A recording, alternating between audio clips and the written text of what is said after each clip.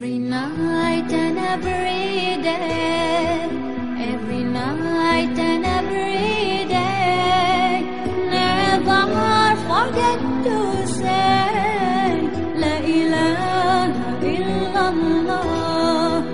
Never forget to say La ilaha illallah.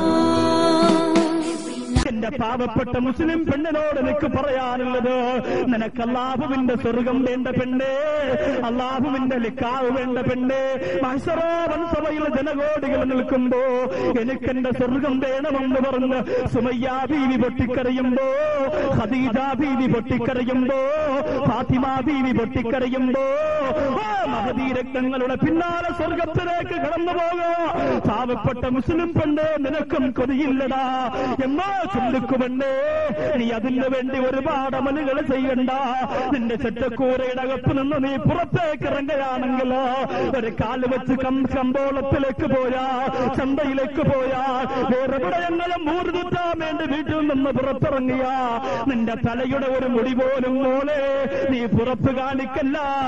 ശരീരത്തിന്റെ ഒരു ഭാഗത്തെ നഗ്നത പോലും പെണ്ണേ നീ പുറത്ത് കാണിച്ചുകൊണ്ട് നടക്കരുത് കേട്ടോ. കാരണം എന്തോ, ലുക്മാനുൽ ഹക്കീം റളിയല്ലാഹു തആല അൻഹു പറയുകയാ, സോലിഹാന മനുഷ്യന്റെ സുജൂദ് ഈ ലോകത്ത് നിനക്ക് വേണോ പെണ്ണേ? സോലിഹാന മനുഷ്യന്റെ റുക്കൂ ഈ ലോകത്ത് നിനക്ക് വേണോ മോളെ?